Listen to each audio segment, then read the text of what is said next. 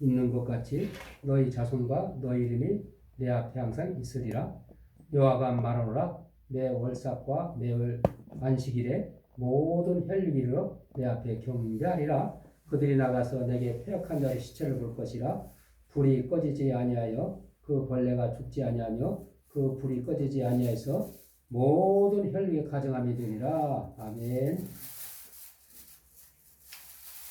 사랑하는 자들아, 너희는 지극히 거룩한 믿음 위에 자기를 건축하며 성령으로 기도하며 하나님의 사랑에서 자기를 지키며 영생에 이르도록 우리 주 예수 그리스도를 기다리라 말씀하신 주님, 오늘 안식일을 맞이하여 아버지 앞에 머리 숙여 기도하고 찬양으로 영광 돌리오니 우리 찬송과 경배를 받아 주옵시고 하나님 한 주간도 하나님 은혜 가운데 지나온 것 감사드리며 다음 한 주간을 시작하는 안식일이 되게 하여 주시옵소서. 아버지 하나님, 우리의 연약함을 아시나니 우리가 마땅히 필발 알지 못하나 오직 성령께서 친히 함께할 줄 믿사오며 거룩하신 우리 주님 예수 오신 받들어 기도옵나이다. 아멘. 목자의 심정으로 영광 돌리고 우리 권우기사님 대표기도 부탁합니다. 목마른 사슴이 시냇물 찾듯 나의 주님이 죄인을 찾으셨도다. 양 위에 생명 바친 목자 예수님, 그 사랑을 잠시라도 잊지 말지라. 길을 잃고 헤매이는 어린 양 찾아 나의 주님 상가시에 진리셨도다. 양을 위해 생명 바친 목자 예수님, 그 사랑을 잠시라도 잊지 말지라. 몽아은 아홉 마리 그보다 더욱 길 잃은 한 마리 양 사랑했도다.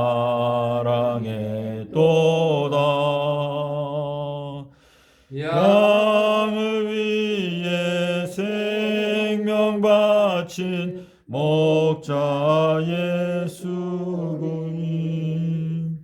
그 사랑을 잠시라도 잊지 말지라.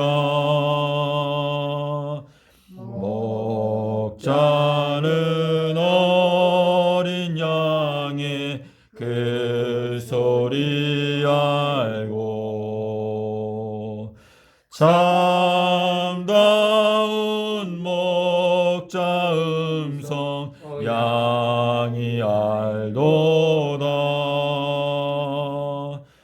양을 위해 생명 바친 목자 예수님, 그 사랑을 잠시라도 잊지 말지라.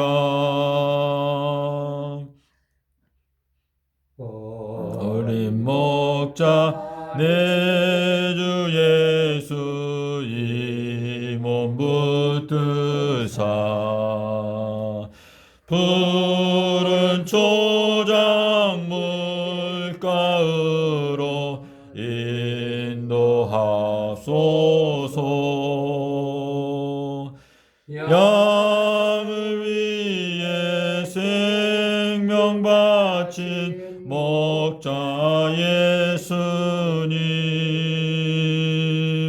그 사랑을 잠시라도 잊지 말지라. 아멘. 아멘. 기도 올려드리겠습니다. 하늘에 계신 하나님 아버지 감사합니다. 이렇게 하나님의 은혜로 한 주간도 또 세상에서 우리가 이렇게 숨쉬고 살게 하여 주셨다가 오늘 또 이렇게 복되고 거룩한 안식일을 하나님께서 이렇게 허락하여 주셔서 우리의 몸과 마음 주님 앞에 향하고 하나님을 예배할 수 있는 귀한 시간 주셨음을 감사를 드립니다. 아멘. 아멘. 하나님 아버지 이 복되고 거룩한 안식일을 기억하여 거룩히 지키는 하나님의 백성들에게 아버지 오늘도 하늘 문을 여시고 하늘의 신령한 하늘의 양식들을 하나님께서 허락하여 주시어서 모든 아버지 세상에서 상처받고 가라고 메마른 아버지 심령들이 오늘도 하나님의 말씀으로 아버지 흡족하게 채워지는 놀라운 역사가 있게 하여 주시옵소서. 아멘. 하나님 아버지 감사합니다. 오늘 이렇게 사랑하는 귀한 장로님과 귀한 집사님 하나님께서 이렇게 함께 예배할 수 있는 은혜 주셨사오니 하나님 감사합니다. 하나님께서 이 사랑하는 종들을 통하여서 하나님께서 이 마지막 때에 하나님께서 이제 원하시는 뜻을 아버지 따라서 주님의 사명을 감당할 수 있는 종들이 될 수 있도록 하나님 축복하여 주시옵소서. 아멘. 하나님 아버지 감사합니다. 이제 오늘도 하나님께서 이 말씀을 통하여서 우리의 심령 속에 하나님이 원하시는 뜻을 따라서 하나님 아버지의 말씀을 이제 이해하고 아버지 하나님의 말씀에 은혜 받을 수 있도록 하나님 축복하여 주시옵소서. 아멘. 주님 오신다는 이 놀라운 아버지 기쁨의 좋은 소식을 아버지 전할 수 있는 사명들을 아버지 저희가 확실히 깨닫고 이 사명을 아버지 주님 오시는 그날까지 힘있게 감당할 수 있는 저희가 될 수 있도록 아버지 이 시간도 말씀을 통하여서 하나님의 오묘하신 진리의 말씀 비밀의 말씀 하나님께서 허락하여 주시옵소서. 아멘. 아멘. 하나님 감사합니다. 성령께서 이 시간도 함께하여 주실 줄 믿사옵고 예수님 거룩하신 이름 받들어 기도드리옵나이다. 아멘. 아멘. 우리는 하나님의 동역자들이라. 너희는 하나님의 밭이요 하나님의 집이라. 너희가 하나님의 성이 전인 것과 성령이 너희 안에 거하시라 알지 못하느냐? 너희 하나님의 성전을 더럽히면 하나님의 멸하시리라. 하나님의 성전은 거룩하니 너도 거룩할지냐? 어떻게 거룩하냐? 말씀과 기도로 거룩하니라. 그러므로 너희가 우리의 편지라. 우리 마음에 썼고 무슨 사람이 알고 있는 바라. 너희는 우리로 말미암아 나타나는 그리스도의 편지니 이는 먹으로 쓴 것이 성경책도 아니고 살아계신 하나님의 영으로 한 것이며 또 돌배에선 율법도 아니고 오직 육의 신비한 우리 신비에 한 것이라. 네? 그러므로 그런즉 너희는 그리스도와 함께 있으면 새로운 피조물이라. 이전 것이라 보라 새 것이 되었도다. 집마다 지은이가 있으니 만물을 지으시는 하나님이시라. 또한 모세는 장래 말할 그를 증거하기 위하여 하나님 온 집에서 사원으로 충성하였고 그리스도는 그의 집 맡은 아들로 충성하였으니 우리가 소망의 담대함과 자랑을 끝까지 견고히 잡으면 그의 집이라. 할렐루야. 아멘. 이거를 위해서 삼다삼반 땅속에서 모퉁이 돌 머릿돌 위에 너희는 사도들과 선자 터 위에 세우심을 입은 자라. 그 안에서 건물마다 연결해 주한 성전이 되어가고 너희도 성령 안에서 하늘 구할 처소까지 해서 예수와 함께 지어져 가느니라. 아멘. 아멘. 우리가 평화를 매는 줄로 성령 하나에 힘써 지키라. 몸이 하나요 성령 하나 이와 같이 너희가 부르심한 소만에서 부르심을 얻느니라. 주도 하나요 믿음도 하나 세례도 하나요 하나님 나무이 곧 만유의 아버지시라. 만유에 계시고 만유를 통일하시고 만유가 계시도다. 할렐루야. 그가 혹은 사도로 혹은 복음들하고 혹은 목사와 교사를 주시니 이는 성도로 온전케 하여 봉사일을 하며 그리스도의 몸을 세우려 하심이라. 우리가 하나님의 아들을 믿는 것과 아는 일 하나가 되어서 온전한 사람을 이루고 그렇게 장성한 분량이 충만하게 이르르니 이는 이제부터 우리가 어린아이 되지 아니하여 온전한 사람과 간사한 유혹에 빠져 사람의 계술과 간사한 유혹에 빠져 모든 교훈의 풍조 밀려 요동찮게 합니다. 오늘날 이 전부 다 이렇게 미혹돼 가지고 이 교훈의 풍조에 밀려 요동찮게 하랍니다. 아멘. 오직 참된 것을 하여 사랑 안에서 범죄케 자랄지 그는 머리 곧 그리스도라. 우리 그리스도의 몸을 세우기 위해서 오늘 부르시고 이 새 말씀을 받게 하시고 삼만 땅속에서 반석 위에 새로 하나가 되는 새 노래가 나왔다 이 말씀이요. 새 노래를 부른 다음에 우리 일본에서 오신 우리 유권사님 대표 기도하고 또 말씀 받겠습니다. 자, 평강의 평강의 성령으로 하나가 되자. 몸도 하나 성령도 하나 주님도 하나 하나님도 하나시니 만유의 아버지 만유 위에 거하시며 동일하소서. 예수께서 하나님의 아들이심을 믿는 것과 하는 일에 하나가 되어 하나님이 기뻐하실 장성한 분량 온 맘 다해 노력하여 이루어 보세. 괴술과 유혹의 풍조 속에서 심지거든 굳센 신앙 확립합시다. 사랑 안에 참된 행실 굳게 지키고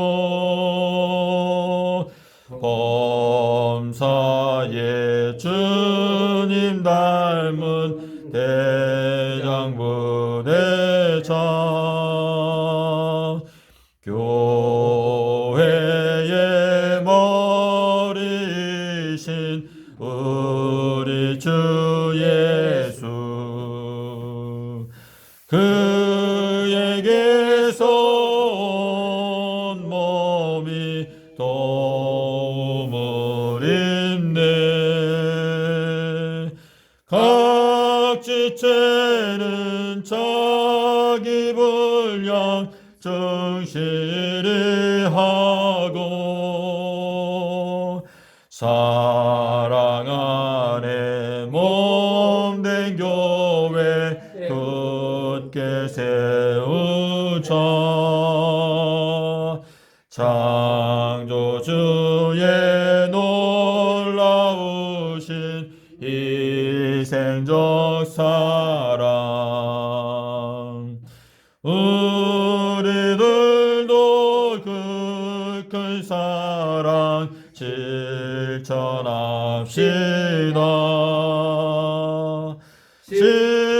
신토불이 영육불이 한 마음 되어 새 하늘과 새 땅에서 새 가족 되자. 양을 위해 생명 바친 목자 예수님 그 사랑을 잠시라도 잊지 말지라. 아멘. 할렐루야. 우리 유순영 성사님 대표로 부탁합니다.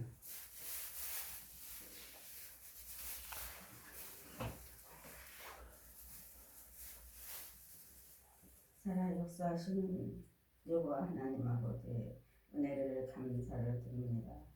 저희들을 불러 모아 주셔서 새로운 일을 하고자 하나님께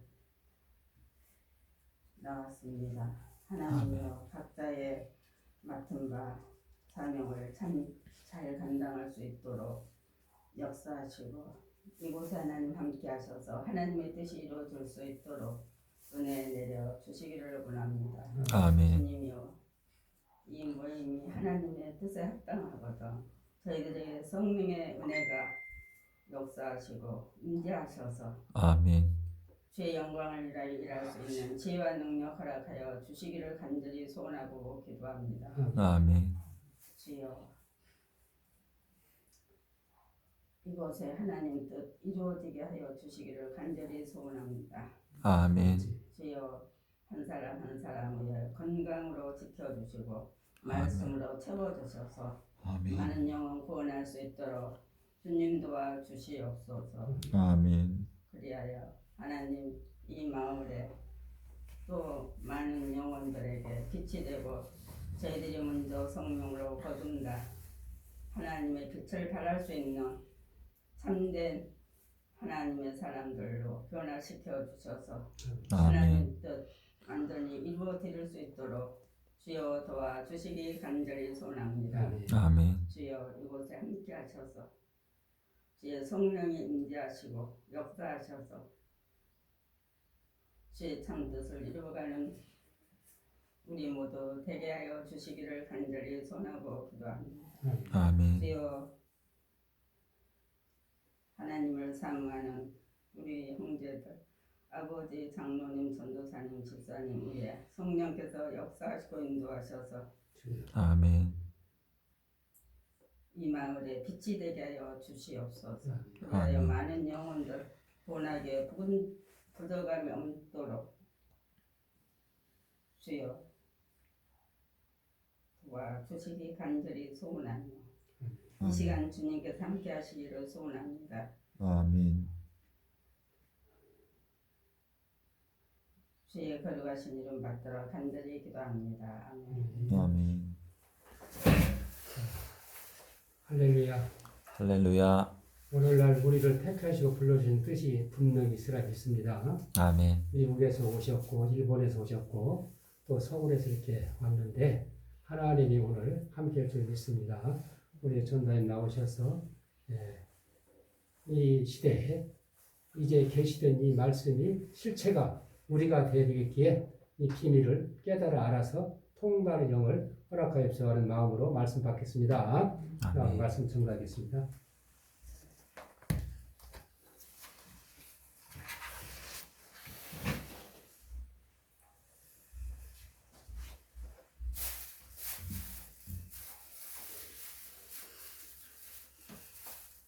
기쁜 안식일입니다. 네. 그냥 좀 뭔가 이상하게 됐는데.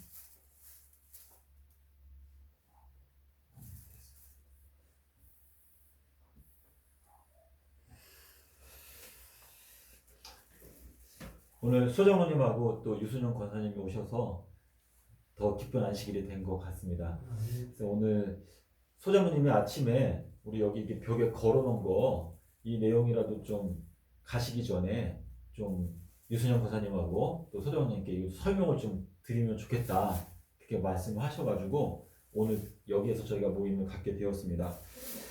우리 유순영 권사님도 이제 주님께서 인도해 주셔서 여기까지 같이 오게 됐고 또 기도하신 대로 하나님의 뜻이라면 저희가 이렇게 하나로 연합해서 주님의 뜻을 이루는 것이 하나님께서 기뻐하시는 모습이다 라고 저는 생각을 하는데요. 다니엘서를 펴서 저희가 보겠습니다. 지금 다니엘서가 물론 오래전에 기록된 책이긴 하지만은 다니엘서 8장에 있는 말씀을 이게 보면서 다니엘서의 연구의 중요성에 대해서 한번 생각해 보겠습니다. 다니엘서 8장 19절에 다니엘서 8장 19절하고요. 계시록 15장 1절은 짝이 되는 성경절이거든요. 근데 이 내용을 지금 저희뿐만 아니고 저희가 이제 이 기독교회 안에 다니엘서 연구의 중요성을 증거하기 위해서 요 두 성경절이 짝이 된다라는 것을 알아야 되는데 요 두 성경절에 똑같은 내용이 나옵니다. 똑같은 표현이. 자, 우리 8장 19절에 보면 뭐라고 말했죠? 이 8장은요, 다니엘에게 누가 왔어요? 가브리엘이 왔죠. 가브리엘. 자, 가브리엘은 뜻이 뭐라고 그랬죠? 힘이 센 천사다 라고 말했어요. 그런데 8장, 9장까지는 가브리엘이에요. 그런데 10장부터는 누구죠? 예수님께서 직접 오셨어요.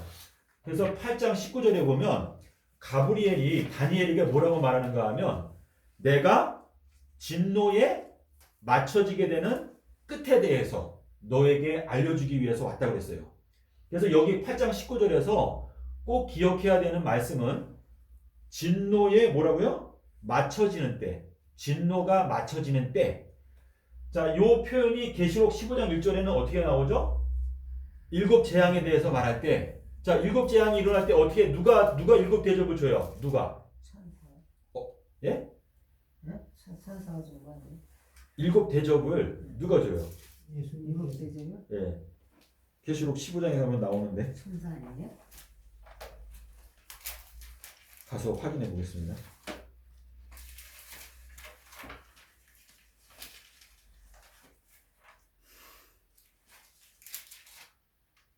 자, 7절에 보세요. 15장 7절에 보면은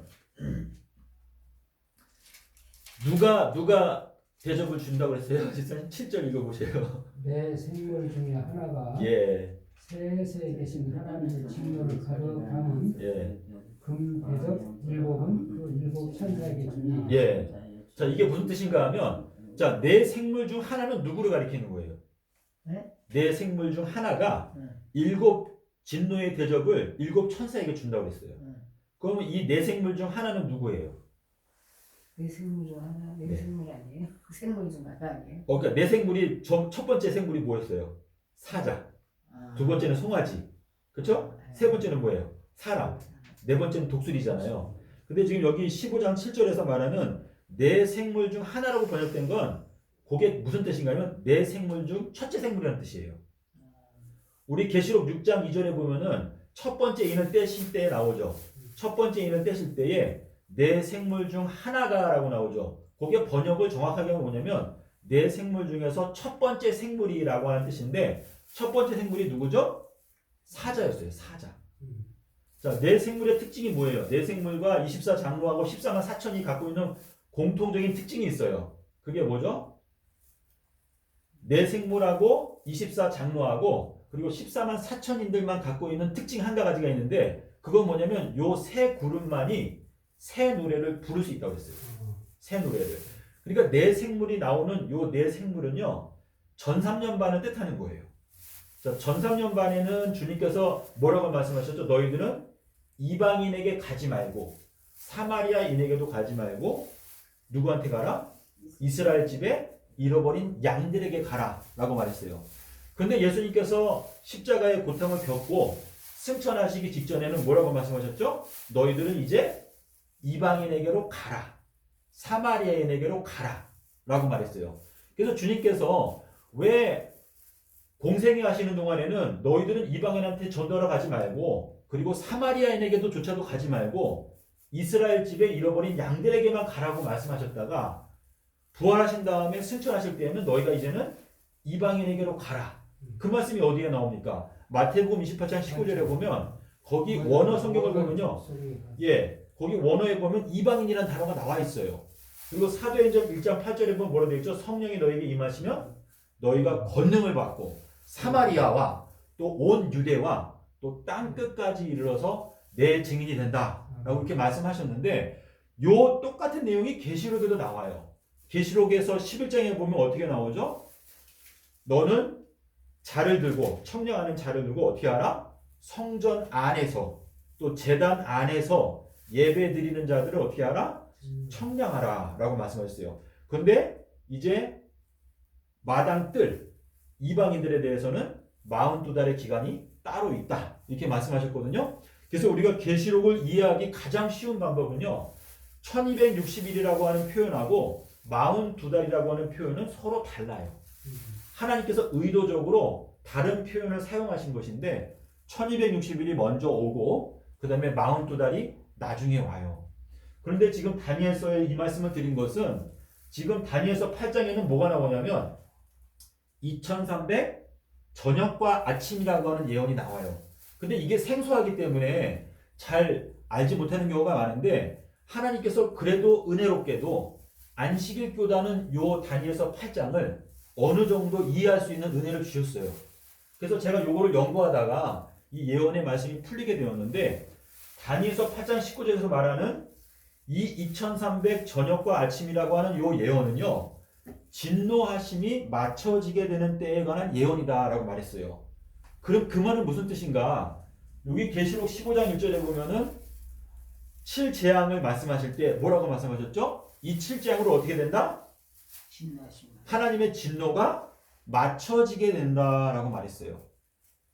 예, 그래서 지금 요 두 가지 성경 구절이 굉장히 중요한 성경절인데 2300 저녁과 아침이라고 하는 예언은 7재앙까지 연결되어져 있다라고 하는 것을 말씀하시는 거거든요. 그래서 우리가 이 다니엘서는 지금 연구할 필요가 없다고 주장하는 사람들이 많이 있어요. 이거 다 예수님 십자가 사건으로 다 성취되고 끝났다. 왜 이걸 가지고 그러느냐? 계시록만 보면 되지.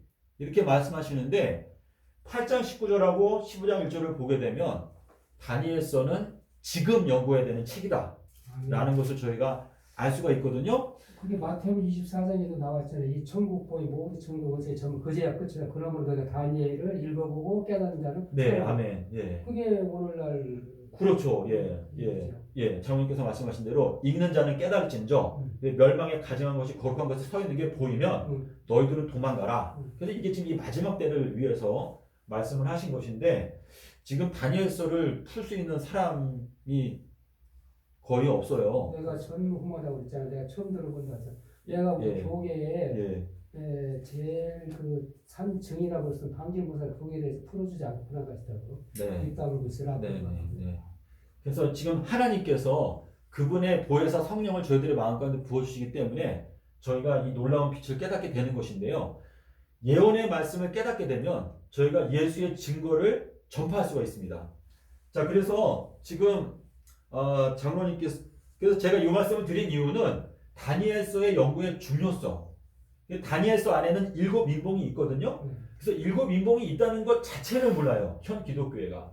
제가 한글 성경으로만 연구할 때에는 다니엘서를 살펴보니까 제가 맨 처음에 발견한 건 다니엘서에 인봉이 4가지가 있다는 걸 발견했어요. 맨 처음에.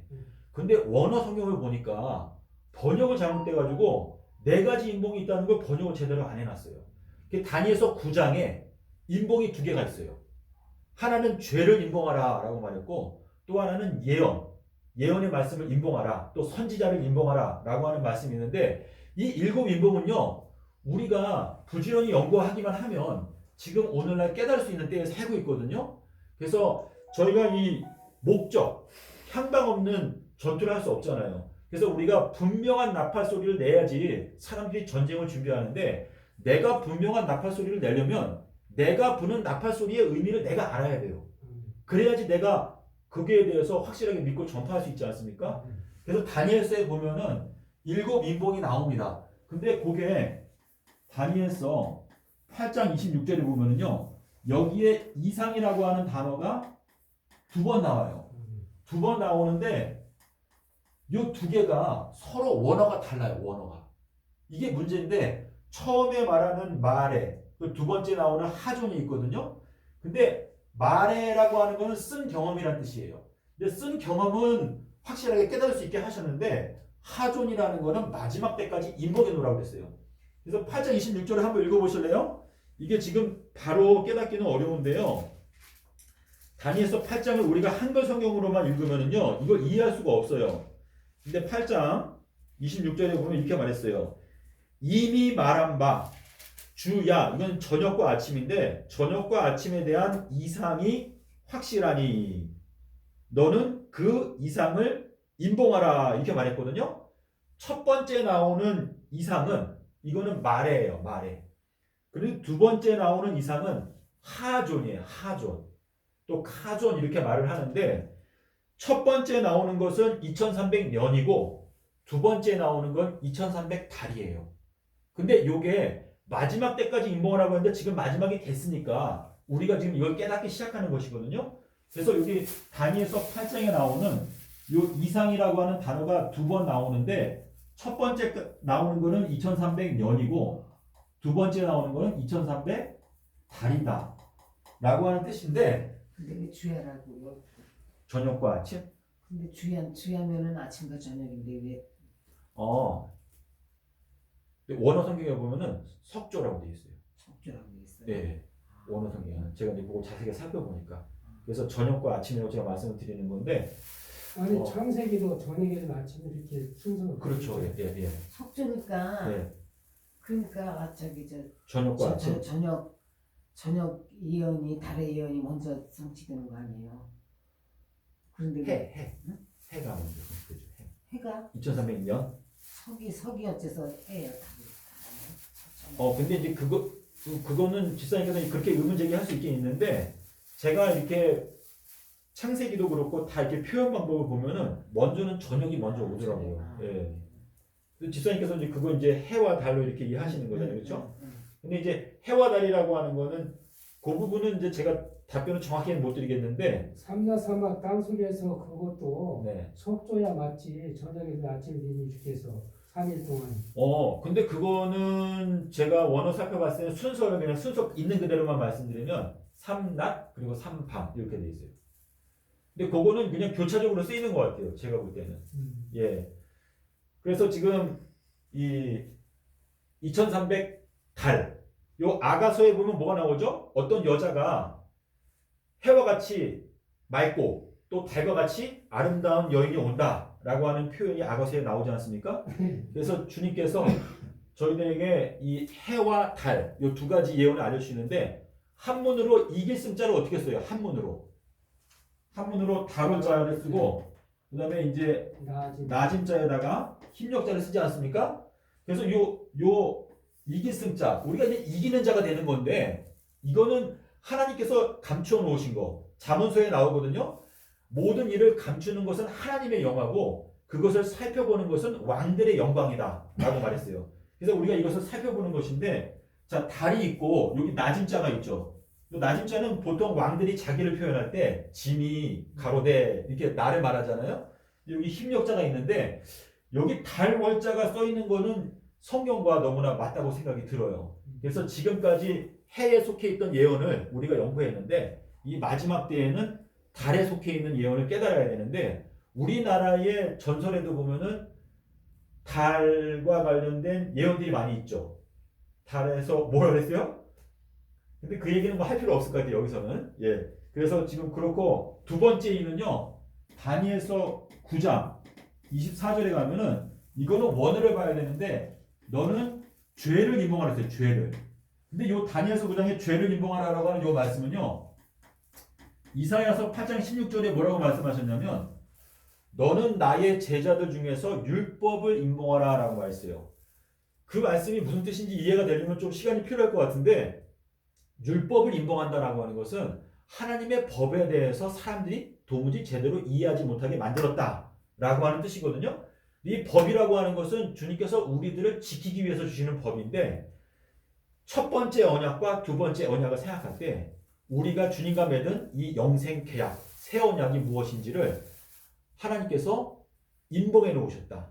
잃어버리게 하셨다. 그러한 의미가 있는 것이고 그리고 다니엘서 9장 24절에는 세 번째 인봉이 뭐가 있는가 하면 여기에는 선지자와 예언을 인봉하라고 했어요. 선지자와 예언. 자, 그래서 우리 예레미야서의 5장에 가면 뭐라고 나오죠? 그날에 누구가 깜짝 놀란다고 그랬어요. 제사장들도 깜짝 놀라고 선지자들도 깜짝 놀라고 여호와께서 우리 백성들을 크게 속이셨다라는 말씀이 나오거든요. 그거는 주님께서 지금 이 다니엘서 9장에서 말씀하시는 선지자와 선지자들도 이 내용을 깨닫지 못하게 인봉해 놓으셨다. 그래서 다니엘은 선지자였잖아요. 그렇죠? 그렇지만 다니엘도 역시 깨닫지 못하고 죽었는데 이 비밀은 마지막 때에 살고 있는 우리들은 베냐민 지파예요. 사실상. 그러니까 실제적으로 그렇다는 게 아니고 베냐민이 우리 이 지구의 가장 마지막 막내를 뜻하거든요.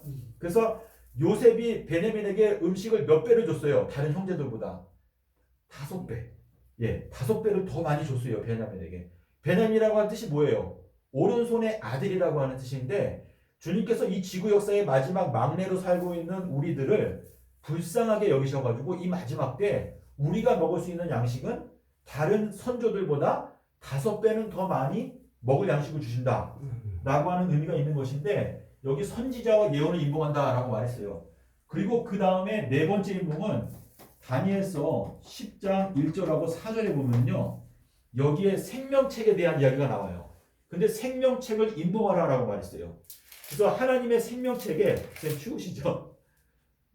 예, 자 생명책을 인봉하라 라고 말씀하셨고 여기 4절에 가면 인봉이 또 한 가지가 나오는데 이 말씀들 다니엘서 10장 4절에 이 말씀들을 인봉하라 라고 하는 말씀이 다니엘서 10장 4절에 나와요.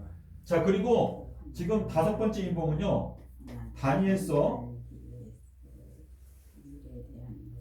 네, 근데 이거를 제가 지금 자세하게 설명드릴 수 있는 시간은 없는 것 같아요. 그래서 다니엘서 12장에 7절에 뭐라고 나오죠? 내가 들은즉 예, 세마포 옷을 입고 강물지에 있는 자가 그 좌우에 손을 들어 하늘을 향해 영생하시는 자를 가리켜 맹세하여 가로되 반드시 한때 두때와 반때를 지나서 성도의 권세가 다 깨어지기까지 그렇게 되면 이 모든 일이 끝나리라더라. 네. 지금 7절에서 그 말씀 하니까 나 다니엘이 듣고도 깨닫지 못한지라 이 모든 일의 결국이 어떻게 되겠습니까? 라고 물어보니까 이 9절에 가면은 주님께서 다니엘아 갈지어다. 깨닫지 못한지라 내가 가로되 내 주여 이 모든 일 결국이 어떠하니까 하니 그가 가로되 네. 다니엘아 갈지어다. 대저 이 말은 예. 마지막 때까지 간수하고 봉함할 것입니다. 예, 지금 장로님께서 읽으신 간수하고 봉함이라는 단어가 있잖아요. 네. 첫 번째 나오는 간수라고 하는 것은 7절을 말하는 것이고 두 번째 나오는 봉함이라고 하는 것은 12절을 말하는 거예요. 그래서 요게 그 단어를 살펴보게 되면 다니엘서는요 굉장히 정교하게 기록이 되어져 있는데 AB 이렇게 번갈아 가면서 기록이 되어 있어요. 그래서 지금 12장 7절 9절 요거는 한때와 두때와 반때를 설명하는 것이고 그리고 마지막 인봉은 뭐냐면 다니엘서 12장 12절에서 말하는 1290일과 1335일. 그래서 지금 총 7개거든요. 그래서 제가 이 내용을 연구하다가 알게 됐는데 지금 제가 이 첫 번째 인봉, 두 번째 인봉, 그리고 세 번째 인봉, 요 네 번째 인봉은 아직 확실하게는 요 네 번째 인봉은요. 다니엘서 10장, 11장. 제가 이거 잘못 말했나? 이거 12장인데. 그렇죠? 죄송합니다. 12장 1절 4절인데 요 내용이 지금 앞으로 더 깨달아야 되는 내용이고요. 요 내용과 요 내용은 제가 알게 됐어요. 그래서 지금 요 다니엘서 12장 12절을 말씀하실 때 뭐라고 말씀하셨죠? 악한 자는 아무도 깨닫지 못하지만 오직 지혜 있는 자는 그 1335일의 비밀을 깨닫게 될 수 있다 라고 이렇게 말씀을 하셨는데 저도 그냥 제가 마음 가운데 깨달은 바대로 지금까지 증거를 하고 있는데 이 내용을 살펴보게 되면 주님께서 이 마지막 때에 우리에게 이 비밀을 열어주시고 있다. 그래서 우리가 저는 그래요. 제가 지금 제가 뭐 영어로도 이렇게 전도하고 있지만은 요 7 인봉을 연구하고 깨닫는 운동이 일어나게 될 때 마지막 때에 14만 4천인들이 불리워지게 된다. 저는 이제 그렇게 생각을 하고 있거든요. 그래서 요 내용이 우리가 연구해야 되는 7 인봉이다. 그리고 요 내용이 뭐죠? 계시록에 나타나 있는 7개의 인봉으로 인봉되어져 있는 책이다. 책을 예. 계시록 이제 하나하나 인을 뗄 때 예. 열려진다. 네. 예, 그러한 의미로 이해하시면 되겠습니다. 근데 권사님 요거 어떻게 생각이 되시나요? 느낌이? 예, 우리가 이제 앞으로 요걸 연구하자. 이제 그런 말씀을 드리는 것이고요. 지금 처음 들어본 일이 권사님. 그러시죠. 예, 예. 그리고 이제 장로님께서 부탁하신 게 있어서 지금 여기에 보면은 권사님 이거 보이세요? 예. 제가 이제 이거를 이렇게 간단하게 만들었는데 예수재림 2030년 4월 18일 큰 날, 보름날, 희년에 재림한다. 근데 우리가 이 재림 날짜라는 게 굉장히 어려운 것 같지만은 요 세 가지 조건만 성경적으로 깨달으면 날짜가 딱 하루가 나와요. 그래서 요것을 우리가 이제 연구하고 깨달아야 되는데 주님께서 재림하시는 날짜는 언제라고 말했어요? 성경에서 큰 날이라고 말하거든요. 큰 날. 근데 큰 날은 그냥 우리가 그냥 두렵고 큰 날이다 이렇게 말하는 게 아니고 1년 365일 중에서 큰 날이 1년에 딱 이틀이 있어요. 이틀. 그게 언제죠? 우울증과 대속제일이 6월절하고 초막절 마지막 날. 자, 그래서 그게 성경 구절이 어디에 나와요? 요한복음 19장 31절하고 7장 38절. 예, 37절. 예. 그래서 요한복음 19장 31절에는 요거는 아비벌 15일이죠. 그렇죠? 그리고 요거는 언제예요? 7월 22일이죠. 제가 성경을요, 이거 성구 사전을 가지고 다 뒤져봤는데 성경 전체에서 1년 중에 365일 중에서 큰 날로 말씀하신 거는 딱 요 이 두 개밖에 없어요. 근데 주님께서 여호와의 큰 날이 오기 전에 내가 누굴 보내겠다? 엘리야를 보내겠다. 그래서 초림 때에 엘리야가 침례 요한이 왔었잖아요. 근데 주님께서 십자가에 돌아가실 때 돌아가신 다음 날이 큰 날이라고 말했어요. 근데 요한복음 7장 37절에서는 명절 마지막 날 큰 날, 예수님께서 성령에 대해서 말씀하셨잖아요. 그래서 이 두 날짜가 큰 날인데 계시록에도 큰 날이 나와요. 계시록 6장 17절하고 16장 14절에 보면 여호와의 큰 날이 이르렀다라고 말하고 있거든요. 그러면은 주님이 재림하시는 날짜는 다 큰 날로 표현이 되어 있어요. 근데 주님께서 솔로몬을 통해서 우리한테 지혜를 주시기를 남편은 보름달이 뜰 때 오신다라고 말했거든요. 그럼 남편이 오시는 그 사건은 분명히 재림을 말하는 것인데 이 둘 중에서 보름달이 뜨는 거는 요거밖에 없어요. 그렇지 않습니까? 자, 그런데 주님께서 희년에 대해서 말씀하셨죠. 희년. 희년을 말씀하신 거는 안식일에 회당에 가셔가지고 이사야서 61장을 펴고 뭐 읽었죠? 내가 압제당하는 자를 어떻게 하기 위해서 왔다? 자유하게 하기 위해서 왔다고 그랬어요. 그래서 이 자유라고 하는 것은 희년을 말하는 것인데 희년은 모든 것이 다 회복되는 때를 말하는 거예요. 그래서 우리가 알 수 있는 것은 여기 적어놓은 대로 큰 날, 보름날, 희년에 주님께서 재림하신다라는 것을 우리가 알게 되면 재림 날짜는 금방 알 수 있는데 우리가 조금 이렇게 정신을 집중해가지고 자, 예수님께서 부활하셔서 40일 동안 계신 것은 40년 뒤에 예루살렘이 멸망하는 것을 증거하셨죠. 그런데 그 40일이라고 하는 게 결국 40번의 희년으로 또 적용이 되거든요. 그래서 서기 30년부터 40번의 희년이 지나가게 되면 2030년이에요. 예, 그래서 예수님께서 부활하셔서 40일 동안 계셨다라고 하는 그것은 우리에게 예언을 알려주기 위해서 그렇게 하신 것이거든요. 그래서 희년이 40번이 지나간 다음에 40번째 희년에 주님이 재림하시는 거예요. 예. 그게 2030년 4월 18일. 예. 그렇죠. 신년 그게 그 신년과 예. 2300주야와 예. 그 구별을 못 해가지고 네. 그 날짜를 모르는 거야. 그렇죠. 네? 예. 2300주야가 있고 예. 신년, 네. 달, 예. 달로 계산해서 달로 계산하는 건 이제 69번의 윤달. 예. 윤달, 예. 그 신년, 예. 윤달이 신년으로 보여죠. 그 69번의 모든 이제 예. 죄인까지도 종까지도 처음 다 그렇죠. 풀어주는 게 예. 신년이니까. 근데 요게요. 자, 무드셀라가 몇 살에 죽었어요? 네? 무드셀라. 무슨 예. 970 969세에 죽었잖아요.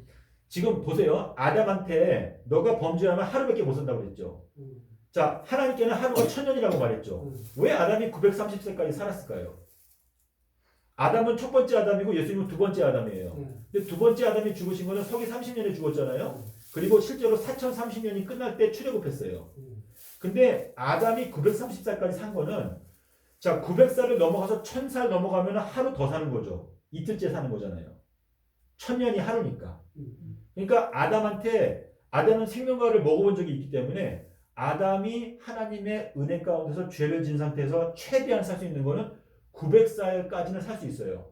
근데 왜 930살까지 살았는가 하면 첫 번째 아담이나 두 번째 아담이나 이게 표상적으로 같은데 900에다가 30을 더한 거예요. 1030을 살게 되면 이틀 사는 거기 때문에 안 되고 930. 근데 무드셀라는 969세죠. 거기에 나오는 이 69라고 하는 거는 7일에와 62일에 요거를 의미적으로 말씀하신 것이거든요. 무드셀라가 죽자마자 뭐가 왔어요? 홍수가 왔어요. 아시죠? 무드셀라라고 하는 요 히브리어 뜻이 뭐냐면 그가 죽을 때에 그것이 오리라 그 뜻이에요. 근데 이 무드셀라가 죽고 나서 곰방 홍수가 왔거든요. 근데 무드셀라가 왜 969세까지 살았는가? 이거는 7일에와 62일에가 지나가게 되면 이 지구가 멸망한다 라는 것을 말씀하시는 거거든요. 자, 벨사살 왕이 죽었을 때 누가 침공했어요? 다리오 왕이 침공했잖아요. 그렇죠? 근데 다리오 왕이 몇 살이었어요 그때? 62세. 62세. 이 62라고 하는, 그러니까 62라고 하는 숫자하고 69라고 하는 숫자는요, 다 이 지구 역사 마지막을 설명하기 위해서 사용하시는 숫자거든요. 그래서 벨사살 왕은 누구 왕이죠? 바벨론 왕이지 않습니까? 근데 바벨론 왕이 멸망당할 때에 다리오 왕의 나이가 62세였더라라고 하는 것은 이 62라고 하는 숫자가 지금 7일에와 62일에랑 연관되어 있거든요. 그래서 바벨론이 멸망하는 것은 우리 지구 역사에서 7번의 유년과 62번의 유년인데 제가 이게 계산해 보니까 2013년도 그때가 62번의 유년이 지나가는 때였어요. 그래서 그때부터는 사실상 주님께서 이제 바벨론을 멸망시키기 위해서 역사를 시작하신 것이다 라고 하는 의미가 되거든요.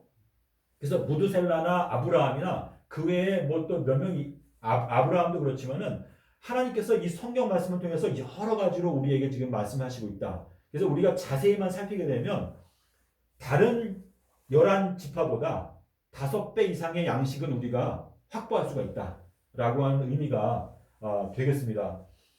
그래서 이 재림 날짜는 우리 권사님께서 이해를 하시면 참 좋겠는데 이거를 제가 나중에 권사님께서 더 자세하게 알 수 있게 제가 좀 도와드리겠습니다. 그리고 우리 짐승의 숫자가 몇이죠? 짐승의 숫자? 666이죠. 자, 우리 헬라어 성경에서 사람은 숫자가 몇일까요? 사람이 속 사람이라고 하는 그 헬라어 단어의 수는요. 444예요. 444. 예. 요나라고 하는 거는요. 요나는 3123이에요. 3123. 우리 구약 성경에서 요나는 3123이 요나인데 주님께서 이 스트롱 사전을 통해서도 여러 가지로 말씀하셨거든요. 그래서 짐승의 숫자는 왜 666이라고 정했을까? 한번 고민해 보세요. 근데 저는 이 말씀을 연구할 때마다 하나님께서 이 마지막 때 예레미야서 31장에 보면 이 지구 인구 전체를 어떻게 사람과 짐승으로 나누겠다라고 말했는데 주님께서 짐승의 숫자는 666인데 사람이라고 하는 이 사람 요거는 스트롱 사전에서 이게 444예요. 444. 그래서 지금 우리가 사람이냐 짐승이냐. 근데 짐승은 어떤 특징을 갖고 있죠? 이성이 없다. 말씀이 없다. 라고 하는 뜻인데 우리의 IQ가 우리를 결정하는 게 아니고 내 마음 가운데 말씀이 있느냐 없느냐. 그것으로 내가 사람이냐 짐승이 결정되는 것이거든요. 그래서 지금 짐승의 숫자가 666이라 했고 사람은 444라고 한 것은 인자 대신 예수 그리스도 표현할 때 요 444가 들어가요. 그래서 우리가 사람의 마음을 갖는다라고 하는 것은 사람은 아담이라고 하는 단어거든요. 근데 아담은 불다라는 뜻이에요. 불다, 붉은. 그래서 우리가 예수 그리스도의 보혈의 그 능력을 힘입게 되면 우리가 올바로 말씀을 볼 수 있지만 우리가 짐승의 수준으로 낮아져가지고 약육강식의 정신에 빠져있게 되면 우리의 마음을 금방 속이고 엉뚱한 데 빠지게 되는 것이거든요. 그래서 저는 이 짐승의 수와 사람의 수가 자 마귀가 밤낮으로 그의 형제들을 참수하던 자라고 그랬죠. 근데 밤과 낮이라고 하는 표현이 지금 요나의 표정 말씀하실 때 밤낮 그 같은 표현이거든요. 그래서 마귀는 우리를 참수하는 자인데 마귀가 왜 지금 하늘에 있을까요? 이 세상에 있는 모든 기독교인들이 사실상 적그리스도의 편에 서 있기 때문에 그렇죠. 마귀가 아담 범죄 후에 전부 다이 예, 세상 마귀가 하늘에 있는 건데 어떻게 되면 마귀가 쫓겨나죠? 철장 남자가 올라가면 쫓겨나요. 그래서 철장 남자가 올라가게 되면요, 그거는 뭐냐면 하나님 전능하신 하나님께서 그분의 판단에서 한 철장 남자가 이기는 자가 돼가지고 올라가잖아요. 그러면 그 즉시로 하늘에서 전쟁이 나는데 철장 남자가 올라가게 되면 마귀를 쫓아낼 수 있는 근거가 생겨요. 그래가지고 용이 쫓겨나게 되거든요. 근데 이 용이 철장 남자가 올라가기 전까지 뭘 하죠? 용의 꼬리를 이용해서 어떻게 해요? 이 땅의 별 3분의 1을 땅에 던진다고 그랬어요. 그럼 용의 꼬리가 뭐예요? 용의 꼬리. 용의 꼬리는 이사야서 9장의 14절 15절에 보면 뭐라 했어요? 거짓말을 가르치는 선지자들이다 라고 말했어요. 그래서 지금 용의 꼬리, 이 용의 꼬리들이 이 기독교 전체를 갖다 다 속여가지고 하늘에 있는 별 3분의 1을 끌어다 던졌다라고 하는 것은 기독교인 전체를 말하는 거예요. 아멘. 이 세상 전체가 75억이라고 하면 25억은 전부 다 용의 꼬리, 거짓 선지자들의 교훈을 받아가지고 지금 이 땅에 던져짐을 당한 것이거든요. 근데 그러한 상황에서 철장 남자가 올라가게 되면 전쟁이 나가지고 미가엘과 전쟁이 붙는데 용이 져요. 그래서 용이 쫓겨나요, 땅으로. 근데 쫓겨나게 되면 용이 분노하잖아요. 자기의 때가 얼마 남지 않다는 걸 알고서 그때부터 이제 분노해가지고 핍박을 하게 되는 거예요. 그래서 핍박을 하게 될 때 여자가 어떻게 되죠? 광야로 도망을 가는데 뭘 타고 도망가요? 독수리의 두 날개. 이 두 날개는 독수리의 두 날개는 두 증인을 말하는 것인데 그 두 증인의 날개를 잡아가지고 광야로 날아간다. 이 광야라고 하는 것은 히브리어로 하나님의 말씀이에요. 그래서 미드바르. 자, 모세가 바로한테 가서 뭐라고 말했어요? 내가 이 이스라엘 백성들 전체를 다 끌고 어디로 가겠다? 광야로 가겠다. 광야를 며칠 길을 가겠다? 3일 길을 가겠다. 3일 길 간 다음에 어떻게 한다? 우리가 하나님께 제사를 드리겠다. 자, 우리 너희들의 몸을 무엇으로 드리라고 그랬어요? 산 제사로. 예, 로마서 12장에 나오지 않습니까? 그래서 그거 뭐냐면 이 모세에게 하나님께서 명령하신 게 우리를 위해서 말씀하신 것인데 우리가 광야길을 3일 길을 간다. 이거는 3,000년이라고 하는 세월을 우리가 이 말씀을 바라보고 우리가 길을 가는데 3,000년을 길을 간 다음에 우리가 우리의 몸을 산 제물로 하나님께 바치겠다라고 하는 것을 말씀하기 위해서 모세가 바로한테 그렇게 말을 한 것이거든요. 자, 우리 에스더의 이야기도 똑같아요. 에스더가 며칠 동안 금식했어요. 3낮 3밤을 금식하고 나서 그 다음에 왕에게 내가 나가는데 죽으면 죽겠다라고 이렇게 나갔거든요.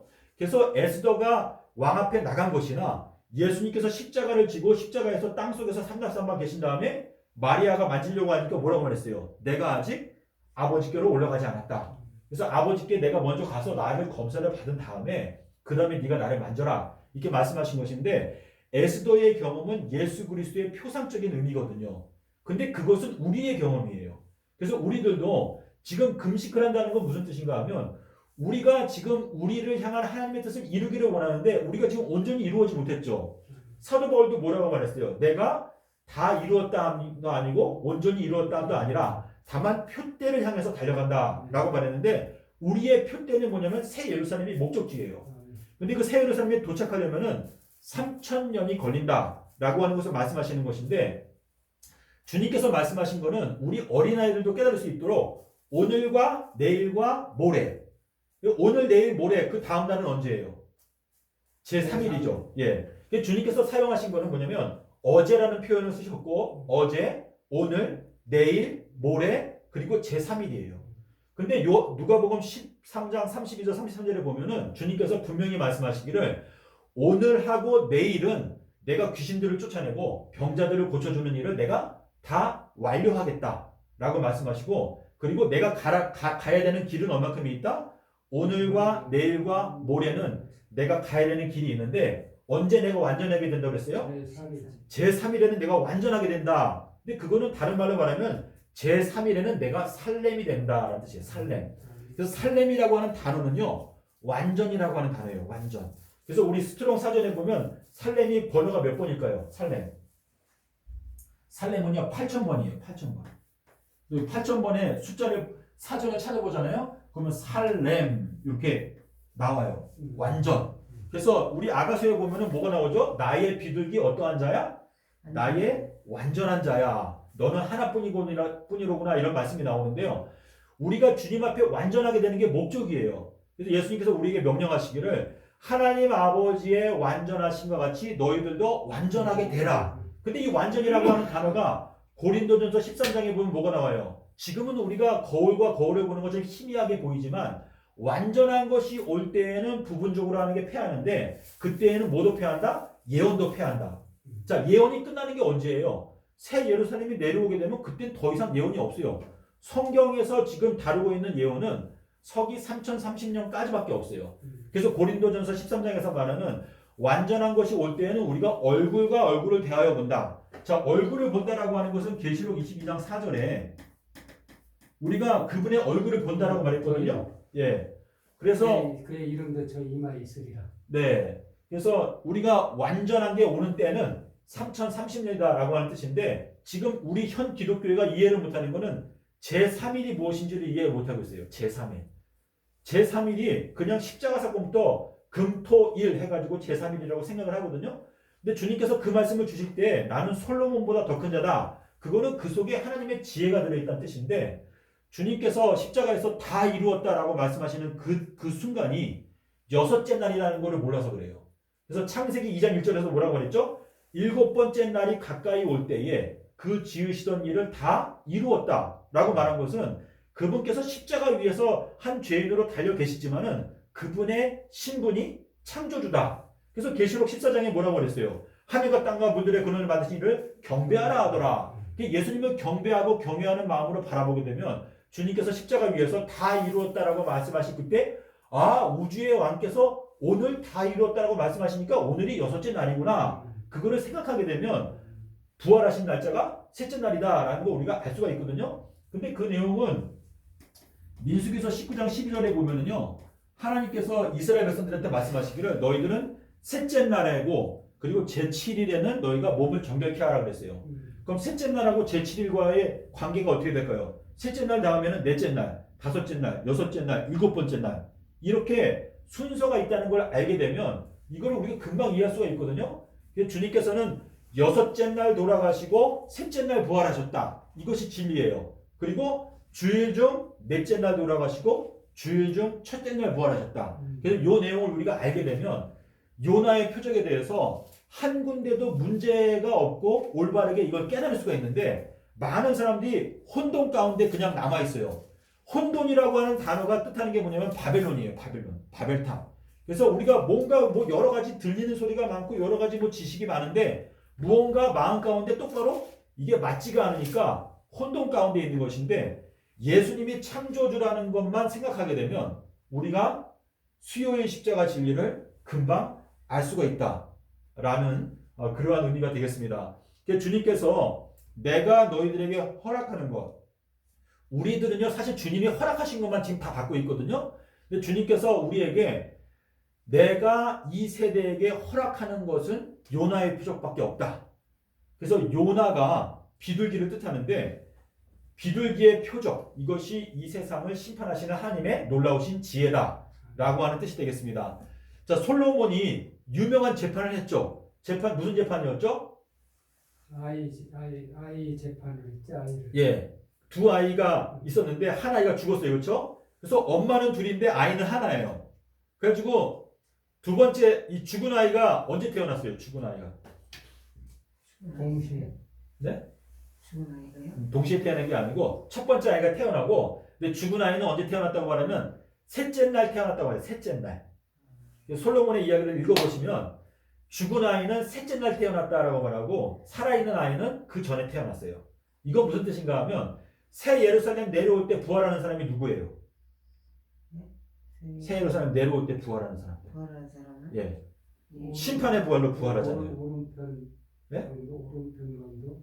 아니 예수님께서 요한복음 5장 29절에서 선한 일을 행한 자는 생명의 부활로 악한 일을 행한 자는 심판의 부활로 나온다고 했는데 심판의 부활로 나오는 사람들은 셋째 날 부활하는 사람들이에요. 다시 말해서 새 예루살렘 내려올 때 그때의 심판의 부활로 부활하는 악인들이 있잖아요. 그래서 솔로몬의 재판을 보게 되면 그 내용이 그대로 나오거든요. 그래서 두 아기가 태어나게 되는데 한 아이는 먼저 태어났고 두 번째 태어난 아이는 셋째 날 태어났다라고 기록하고 있어요. 근데 이 셋째 날 태어난 아이가 한 사람이 낳지 않잖아요. 두 사람이 났어요. 두 여인이 한 집에서 거하고 있었는데 한 아기가 먼저 태어났고 그다음에 두 번째 태어난 아기는 셋째 날 태어났다라고 말했는데 이 여인이 잠을 자다가 이 아이를 깔아뭉개 죽였어요. 그 다음에 이 여인이 어떻게 했어요? 아이를 바꿔쳤죠. 그래서 살아있는 아기를 자기 품에 놨어요. 그래서 아침에 일어나 보니까 이 무지한 여인이 자기 아기가 죽었는데 자세히 보니까 자기 아기가 아니었어요. 그래서 재판장에 갔잖아요. 그래서 솔로몬이 칼을 갖고 와라. 자르려고 하니까 진짜 엄마가 어떻게 했어요? 자기 아기가 사는 게 목적이니까 그냥 저 여인한테 주십시오. 이렇게 말을 한 것인데 이것은 사실상은 이 마지막 때에 첫 번째 부활에 참여하는 사람들은 재림 때 부활하지만 두 번째 부활에 참여하는 것은 심판의 부활에 참여하는 것이기 때문에 그거는 새 예루살렘이 내려오는 3030년에 그때 부활하는 사람들을 뜻하는 것이거든요. 그래서 거기에 솔로몬의 거기에도 들어있는데 주님께서는 이 마지막 때 우리를 심판하시는 그분의 지혜는 요나의 표적밖에 없다는 게 분명히 말씀하셨는데 그게 어디에 나오죠? 누가복음 2장 34절에서 시므온이 말했죠. 자, 시므온이 뭐라고 말했어요? 많은 사람의 일어서고 무너지는 일에 표적으로 예수님께서 샘을 입었다. 그 말씀은 어느 정도 이해가 되시나요? 권사님 어떠세요? 아직 긴가민가 하신가요? 예, 그래서 주님께서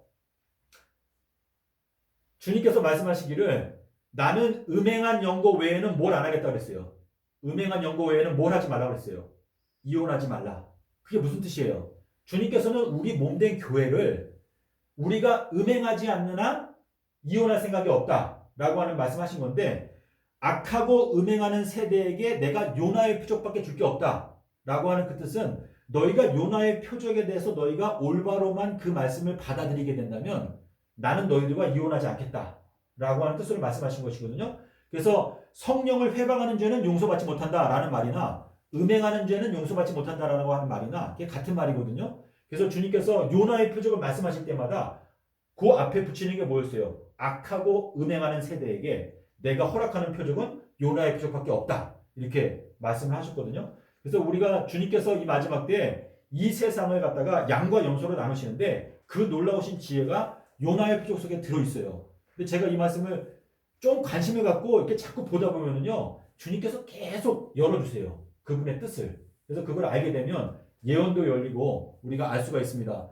그래서 우리가 지금 이 기초돌, 소장로님께서도 여러 번 강조하시는데 주님의 십자가가 기초인데 십자가가 모퉁이 돌이잖아요. 그게 반석이에요. 근데 십자가 사건이 서기 30년도 4월 5일 날 있었다라고 하는 것이 에스겔서 1장 1절에 나오죠.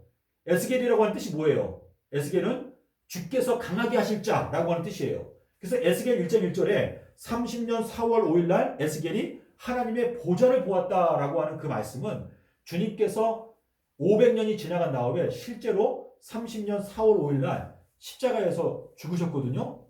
이게 굉장히 놀라운 진리예요. 지금 현 기독교의 아무리 교수님들이나 목사님들도요, 예수님께서 십자가에서 돌아가신 날짜를 몰라요. 그래서 예수님의 십자가를 모르면 우리가 기준점이 없기 때문에 예언의 말씀을 깨달을 수가 없거든요. 예, 그래서 우리가 에스겔 1장 1절 그리고 26절 보게 되면 보좌에 앉아 계신 그 인자 같은 분이 나와요. 그래서 에스겔이 하늘에 계시를 보았는데 하나님의 보좌를 보았다. 그 똑같은 얘기가 어디에 나옵니까? 계시록의 4장에 가면 뭐가 나와요? 요한이 주의 날에 성령이 감동되어 가지고 하늘을 보니까 뭘 봤어요? 보좌를 봤잖아요. 그래서 에스겔서 1장하고 다니엘서 4장은 사실상 같은 얘기인데 성령이 감동되니까 하늘에 문이 열리게 되고 그 문을 통해서 보좌를 보았는데 그 보좌가 뭐예요? 보름달이 뜰 때 오는 보좌예요. 그래서 그게 에스겔서 1장과 연결이 되어져 있는데 예수님께서 십자가에서 돌아가실 때에도 역시 보름달이 떴어요. 주님께서 보름달이 뜰 때 돌아가신 것은 이 달이라고 하는 것은 태양빛을 반사하는 거지 않습니까? 근데 달이 태양빛을 가장 최대한 반사하는 때가 보름달이잖아요.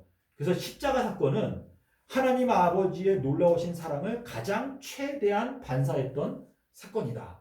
그래서 예수님께서 십자가에서 죽으신 것은 하나님의 속성. 그래서 십자가에서 죽으시는 그 순간에 지성소가 어떻게 됐어요? 휘장이 위에서부터 아래로 찢어지지 않습니까? 그래서 그 지성소에서는 원래 쉐키네의 영광이 있기 때문에 아무도 들어갈 수가 없는데 십자가에서 죽으시면서 그 지성소의 모든 그 영광이 모든 인간에게 다 공개가 되었다. 중간에 막힌 담을 허물어 버리셨다라고 하는 의미로서 저희들한테 말씀을 하신 것입니다. 예, 그래서 지금 권사님의 마음 가운데 또 우리 마음 가운데 예수님의 십자가 사건에 대해서 우리가 올바로 아는 거, 그게 사실상 전부예요.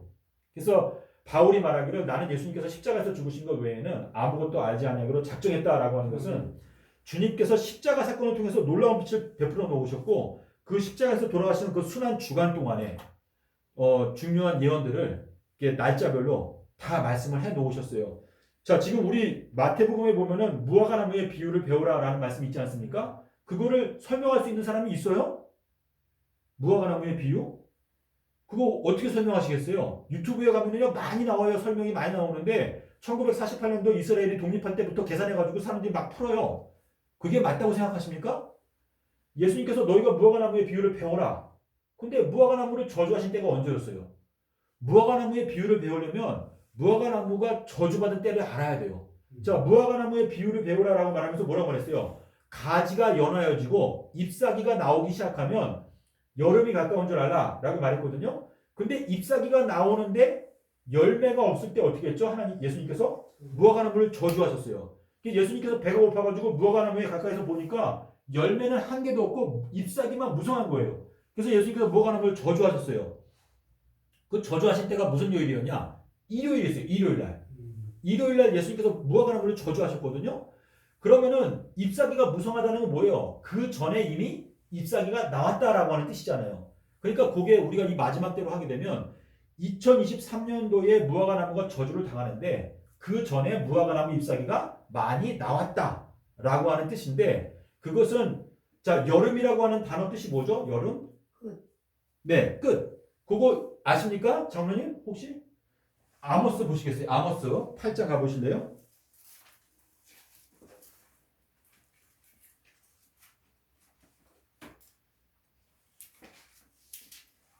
아모스 8장 1절부터 보면은요. 주 여호와께서 나에게 여름 실과 한 광주리를 보이시며 가라사대 아모스야 네가 무엇을 보느냐 내가 가로되 여름 실과 한 광주리니이다 하매 여호와께서 내게 이르시되 내 백성 이스라엘의 끝이 이르렀은즉 내가 다시는 저를 용서치 아니하리라.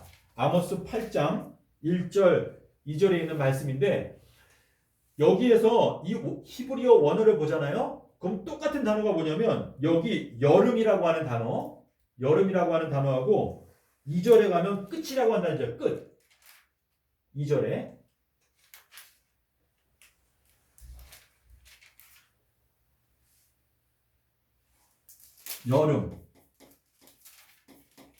여름 실과 그리고 이제 끝. 근데 이게 캐치예요, 캐치.